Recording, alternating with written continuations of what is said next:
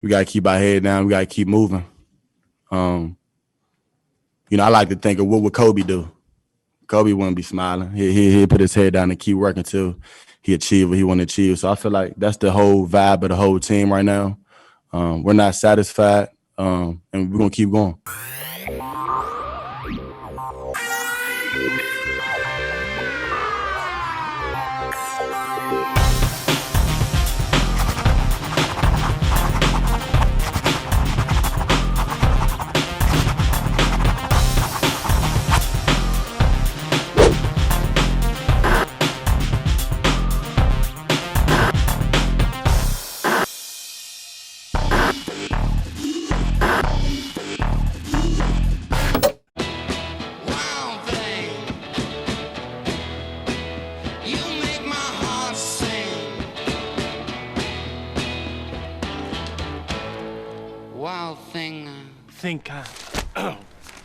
You know what I think? I think you owe us $48.50. Wild thing. If you ride, you get it. Geico Motorcycle. 15 minutes could save you 15% or more.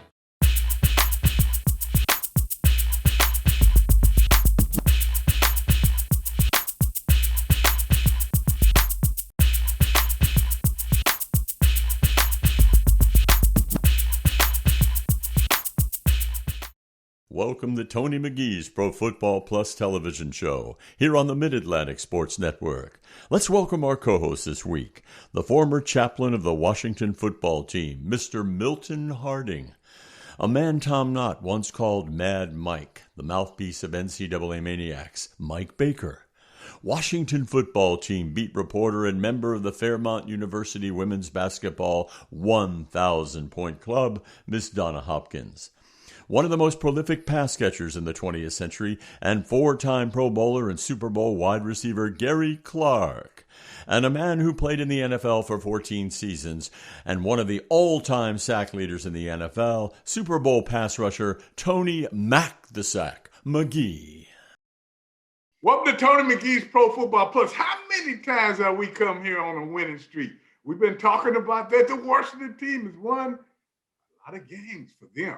At the same time, what do? You bring in a winning team. You always got the man here. He's the women's pet. He's the men's threat. He's the team's pinup boy. We talking about the G-Man. He's cool. He's back. I had to do him number one. So when he come in number one, here comes in the Homer next. Homer Jones is back in the house, y'all. Milton Hardaway, welcome back. We ain't seen you for a while. Donna Hopkins. How you doing, Donna? You see I brought some people in here that's a little tighter than you, so I must get to them right away. But you can't throw the defense under the bus now. Jeff Boston, number 53, sitting next to me in the meeting room. I had to hear Joe Washington hum all day. But what he was the best center the Washington Redskins have had then and now. Jeff, welcome to the show. And then I go back to a guy that was a day that we started this show years ago. I couldn't even pay him to be on. He should have been paying me because he didn't know that much. But at the same time, what am I doing back with him now? But you know him. The hardest working man in show business. When he played with the Washington Redskins, when he wasn't carrying water for the water boys, they made him an H-back. He had a position they didn't even know about. And then he changed his name from Doc to Doc. I knew him as Rick. Welcome to the show, Doc. What's happening, guys? Well, I'm glad to be back. I know y'all can see. I'm very happy because the Washington team has something going. Do you know when you read the paper and they say, "Oh, they're playing for the playoff"? What do you guys think?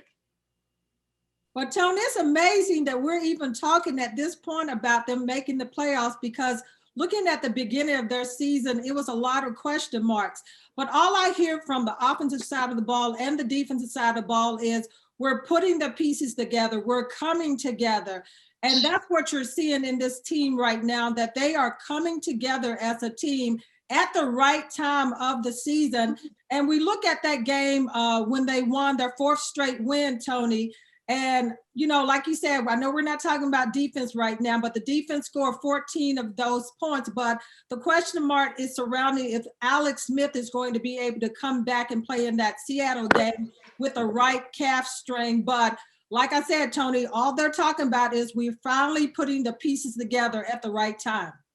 You said who scored 2 touchdowns? It was the defense, Tony. Okay. Excuse me. But I tell the truth. I'm so glad I got 2 Rick is on offensive here. guys on the show that was offense. Hey, Rick and Boss, did y'all scored for us, but did we have to score for y'all? Y'all scored for yourself, didn't you? Hey, I'm not going to speak for Rick, but Tony, we scored 541 points one year when you were there. And we lost 2 games where we scored at least 35. Are you kidding me?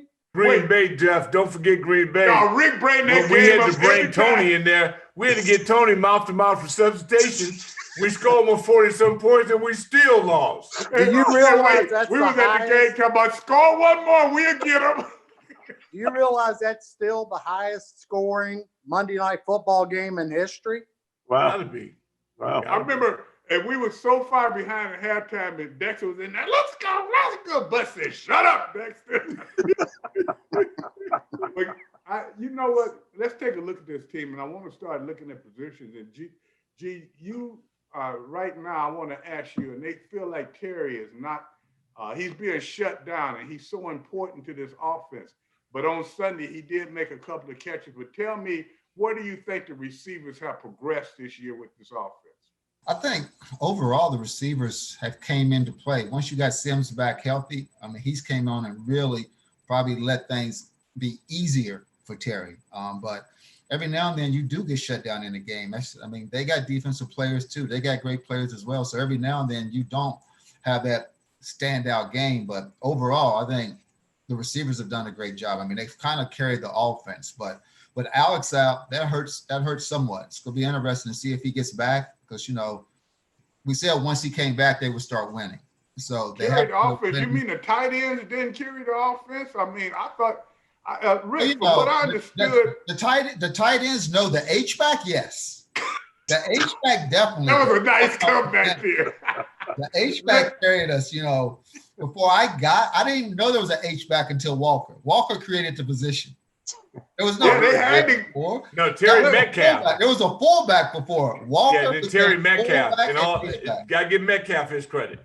Because Metcalf played it as well. Maybe the first tight end to play it, but this kid now, man, I love what he's doing. Yeah. Their whole team is really evolving. I go back to Rouillet, Schweitzer, your Sheriff. I'm so proud of Lucas. Here's a guy that, might not have got to play had we not had an injury at left tackle. Big boy has been bending those knees. I look at Sharp, the right tackle. Jeff, I know you're thrilled because these are big men that are bending the knees now like old 66 could, and they are creating space. I'm thrilled with the blocking. Now, up front, they don't get to run the ball enough, so we don't get to see it on a consistent basis, because they're still trying to trick people. But once they get back into their senses and start giving those big boys, put them in three-point stances, hand in the ground, let them move forward, we might be hard to beat. I tell you what, Boss, I bring your point up, but I want to ask you one thing. A couple of years ago, Boss, everyone was talking about the offensive line is really hurting, and they always pointed to that center position because you didn't have that big-time player that can make calls and make plays like when you were there. Do you see a difference now in the center that they're playing with now? Is that a big difference in the offensive line? Or what other differences do you see in the offensive line? What the center's responsibility is to let the right side and the left side know what is happening. If you're lined up on the left side of the offensive line, you really can't see what's going on the right side. So the center is basically the vision of the offensive line. And I think they've done a good job relaying the communications and keeping everybody on the same page. When I look at the Redskins offense right now, the key is going to be Alex Smith. No question. You know what? I think that also, and Milt, you can tell me that, and I'm just concerned. I know that it's a possible physical injury, but do you think this will affect him mentally? We were talking about that earlier when we came on, Tony. For the second week now, he's had an injury of some sort. He was bleeding profusely from his non-surgical leg, and then this week he had a calf strain. So I would imagine now this is not a normal guy when it comes to conditioning and when it comes to putting himself on the field of play. So I wouldn't count him out at all. And if he can play, he will. So, but I mean, if it is in his head, if his surgery didn't get in his head, I don't think the calf strain's gonna bother him too much. That's just me. I agree with you. And Donna, speaking of that, if it does, or if he's not the same physically, we have to go back to that running game. Not a running back. He averaged 6.1. He only had 68 yards. They must have a better running game than they have had in the past. Do you think they're capable of doing that? Is it the running backs or the offensive line or the whole unit that needs to work better together? Well, Tony, I think that they got behind in that game, and they sometimes they go away from the running game. But if you look at the last 3 games and 2 games before that San Francisco game, they did run the ball quite a bit. Antonio Gibson not being in there hurts them a little bit, but McKissick has been able to come in and make some noise also. And then you've got Barber. So I think they just have to commit to the run because, as Darrell Green said last week, that helps Alex Smith or whoever is going to be in there at quarterback. And if Haskins has to be in there at the quarterback, then you're going to need them to be able to run the ball. And they've got the backs, Tony, to be able to run the ball. And as Doc said, the offensive line is doing a tremendous job this year. So it's just about them committing to the running game.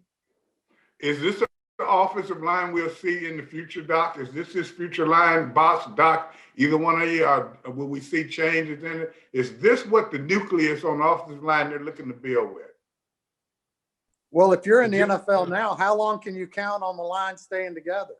2 years, 3 years? I mean, free agency is one thing that none of us got to enjoy. But let me say this, what our era did, it allowed continuity. Mm-hmm. Now, when you had Jacoby, Grimm, May, and myself, throw in Donnie Warren, Rick Walker, we all knew what each other were doing. And when there's continuity, there's confidence because we don't want to let that other guy down. Good point. And that's one of the big things that I'm seeing that the Redskins are really working on right now is trying to build that confidence. They need to know we can play with the San Francisco 49ers. We can play with the upper echelon teams of this league and not embarrass ourselves like you have for the last decade. Yeah, I agree. Mm-hmm. I think what? But go ahead, Doc. No coaching, Tony. The tight end coach deserves a raise. I was a big fan of what we were doing in the past. This offensive line and the coach dealing with the injury. Sheriff has been hurt more than you were hurt in your career over the last 3 years. So, I mean, he's Elliott Ness. So I'm thinking right now, I'm always trying to upgrade, but I'm not overpaying anybody until we start being able to run the football. And that's not on them. That's as much on Turner. So to me, we ran the ball well because our head coach was an offensive lineman. See, and I'm not, until they prove it to me that we got the right mindset philosophically for the team, then I'm going to hold back. I'm cautious about it. Because all these young guys are trying to trick their way into getting head coaching jobs. Joe Gibbs, we 50 gut. It takes courage. Even though the Lombardi Trophy, named after a man that had a power sweep, all these youngins, all they care about is outflanking people and throwing the football. So right. I'm going to hold reservation back till I see it, but I feel good about it. Donnie, look like you want to say something on that. No, he's exactly right. Is that they don't commit enough to the running game for it to get established. And I agree 100% with Rick. Rick, thanks for pulling that out. Oh, I mean, hey, G, you know, listen to your girl, G. Rick, you took the... We got about 30 minutes, G. If we can't run the ball, do we have the receivers that can take over a game such as you did, you and Art and Ricky? Do we have that type of receivers or that type of potential where this team could win with their receivers without a running game? We have to know that because it may come up. You got about 30 seconds. Hit me with it.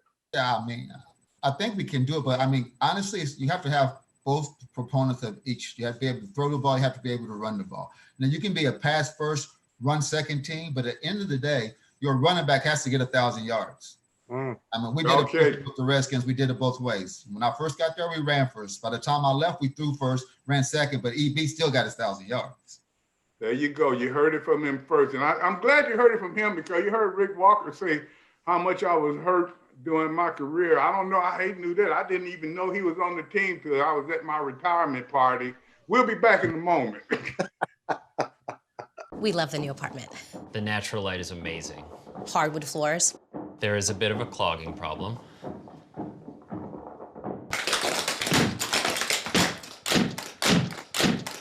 At least Geico makes it easy to bundle our renters and car insurance. Yeah, helping us save even more.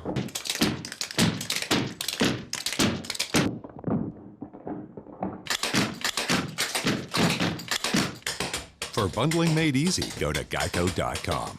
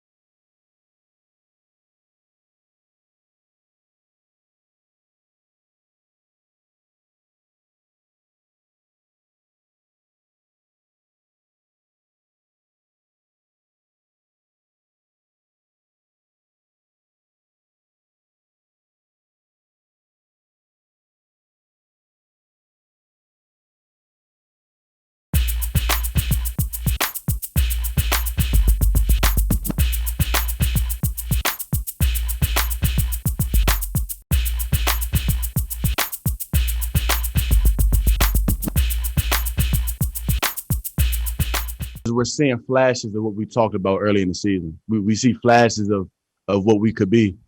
And I feel like that's real good for our confidence, definitely. We just don't want to give up anything. Like when we give up yards, we're frustrated about it. And I know on the D-line, we just try to go out there and hunt every play. And I'm trying to get there before Chase get there, or Sweat get there, or Ryan Kerrigan. So it's like a big competition. Cameron, when you look at your play over the last 3 or so weeks, what has been the biggest difference that you see in your play?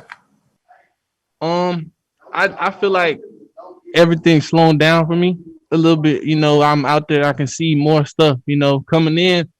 I didn't think, you know, that injury landing was gonna happen, you know what I'm saying? So I was through out in the fire. And stuff was kind of moving fast at first, but it's definitely slowing down for me, and I'm understanding a lot of stuff more. Welcome back, and as you can see when the young man come in, it seems to be coming back to him, but it's coming back to the defense as well. And the one thing about it, Donna has thrown this defense up and under the bus for 10, 11 weeks now. So wait, I go to Donna Sunday. Donna, what did they do? They scored 2 touchdowns, great passer. Now, what I want to tell you about Chase that's interesting, and Rick and Boss will tell you the same thing as well as Gary, even though he's a wide receiver. This guy made a lot of plays on Sunday, but he made the plays because of his ability. He haven't even scratched the surface of having a game plan. When he get that, he could be unstoppable.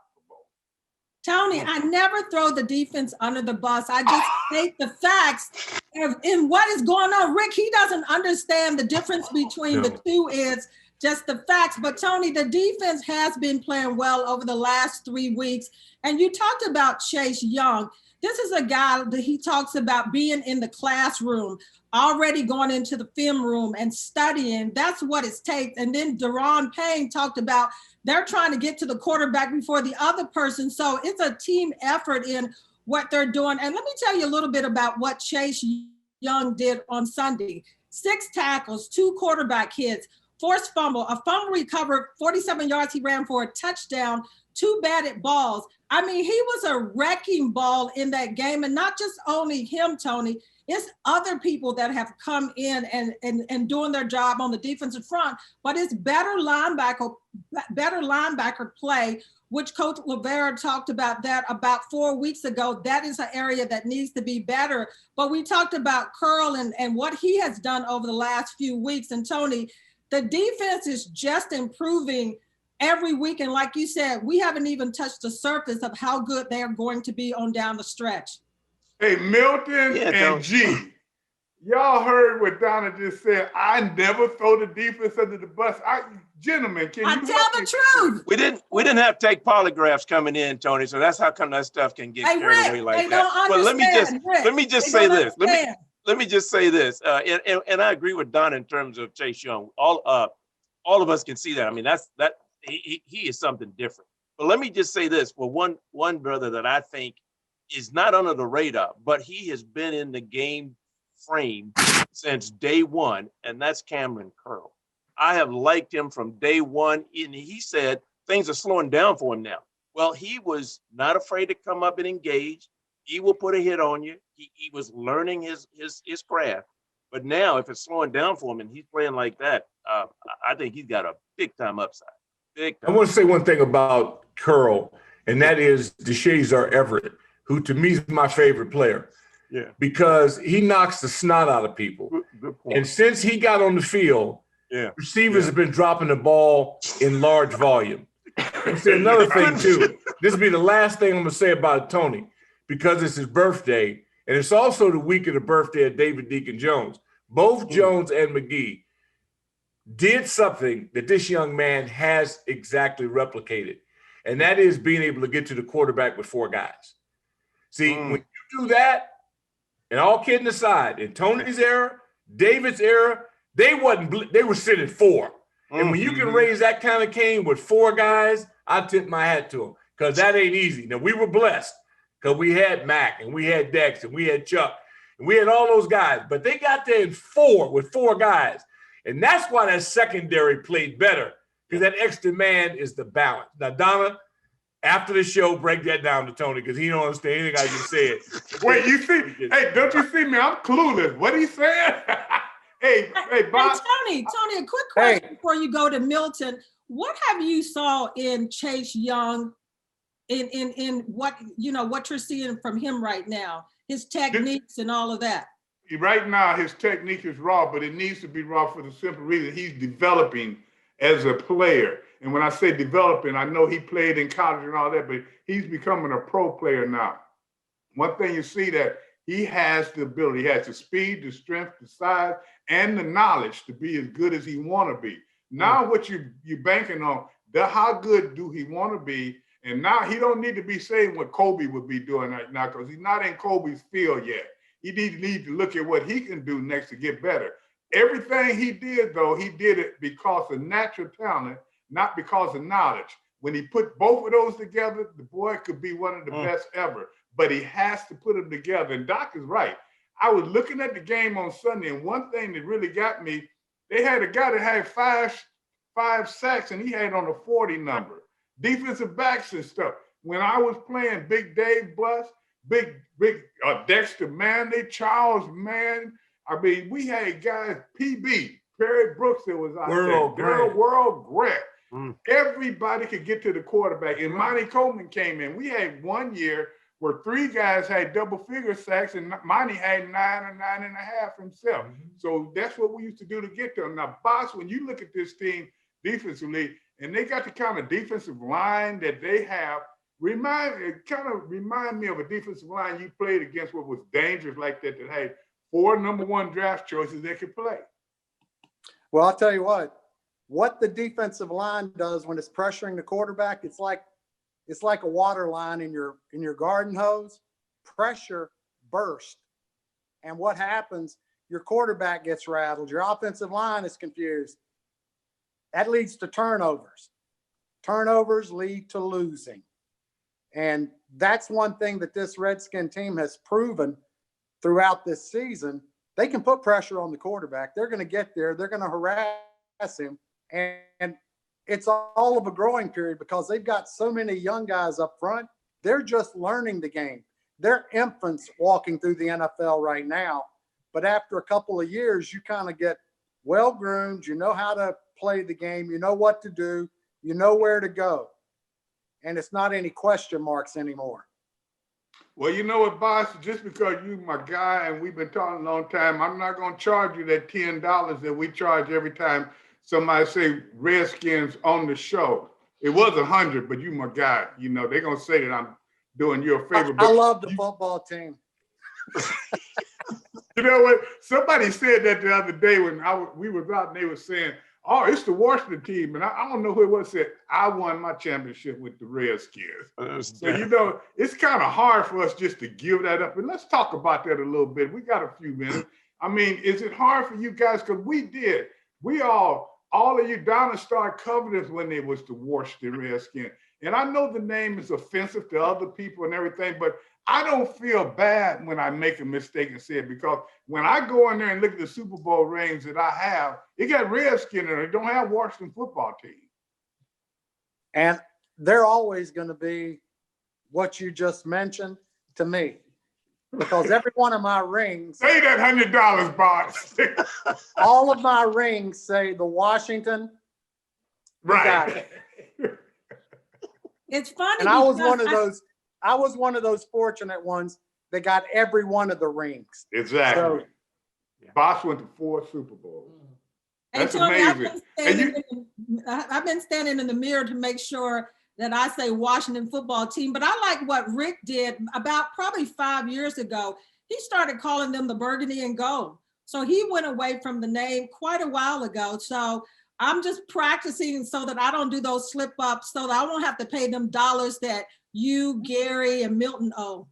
Well, you know what? I'll tell you what. Why do I just get thrown in there? Hey, Milt, hold on. If y'all ever get Tony to pay a fine, please take a video. Let us know. I don't think his arm will reach his pocket. No. Or a check. Wait a minute. You guys know how hypocritical it was for me to be a uniform inspector. I know. I was the only guy in the league with black shoes on. Yeah, I know it. Yeah. First time I saw that, I was like, what is Grandpa wearing over there? No, that was Johnny U and Tony McGee. That's exactly who it was. Yeah. On defense. You joking? But I started wearing those shoes because they gave us high tops in Chicago when I played there. Because that was after we were still folding our helmets up and putting it in the pockets. Yeah. And we had those black shoes, and Johnny Unitas was wearing. They were like Johnny Unitas shoes. So every time I wore those shoes, exactly who I thought about it. And that's no joke. And I still have the shoes right now. Matter of fact, I still have to clean them off from playing. I ain't gonna tell you what was on them. All right, Milk. Hey, Tony, I got just a quick question for Doc, if I might, because Doc gave me my. He's the one that broadened my view on this game. Wait a minute. Milk, if this is something about football, you might well just give up. And he didn't know. No. He was on the team even 20 years. He was on the show, and every week we had to give him cheat notes. So if it's football, don't even go there. But Tony, it was either that, or when we were on the sideline together before the game, when the teams were warming up, it was either that or he was eating the peanuts I was bringing to the sideline. Oh, one or the other. But I want to turn to Roulier and Schweitzer, because Doc, for weeks now, you sang high praises for both of those brothers, even when I was ready to get rid of them when they were, not consistent enough. But you saw something. Talk about. Well, no. What I saw. Well, first of all, Roulier he's been hurt. This is the second week. When an offensive lineman is nicked, they still have to play. Yeah. The other positions take off. But those guys have to play. So I noticed that I'm not critical of a guy if he's playing hurt in there against them big boys. And I think Roulier, same thing that happened with 75 and Big Nasty. Oregon's been hurt every year, but it's the first year he didn't have off-season surgery. And Moses needed to elevate his game because he feels like he's a Pro Bowl player. But I said, we got to cut the film on. The film got to tell us that. Yeah. Now, when he went to left, I was impressed. It's not easy. I mean, Jeff was in the middle. He'll tell you. And Jeff had the ability to pull right or left with equal skill. Not everybody has that. Some guys favor a side. Some guys are better on a certain side. The great ones have balance. Schweitzer, to me, struggled a little bit at right, has been an anchor at left. 67, been getting blown off the ball. I was worried about Lucas. But again, I mentioned knee benders. When big guys are 340, 6'8", But now that boy's bending his knees. He's getting leverage. Bugles would love this kid now. And so that's what I see. Now, they don't get to run it a lot, so you see him in the 2-point stance, kicking back and all that crap they do regularly. But if they ever get in a fist fight, at least now they can win. When in the past they had no shot. Yeah, but if they get in a fist fight now, they can win. To Doc's point, you don't hear their names so much anymore either, which means they getting better. No, their coach is getting it. He's getting it out of them. And I love Callahan. But, you know, Cal's been with several offensive lines that have been really noted. But in the end, I like this group. Now, this guy's getting results. Because guys got to get better in front of your face, man. We are so used to hoping that the kid in college becomes a kid with the pros. Because our coaches don't elevate nobody. You're right. See, we've been through a black hole of instruction. We hire so poorly that as a result, those kids don't have a chance. When you start getting good coaches, it don't matter what round you drafted in. Yeah, come on. Because everybody ends up playing collectively. So finally,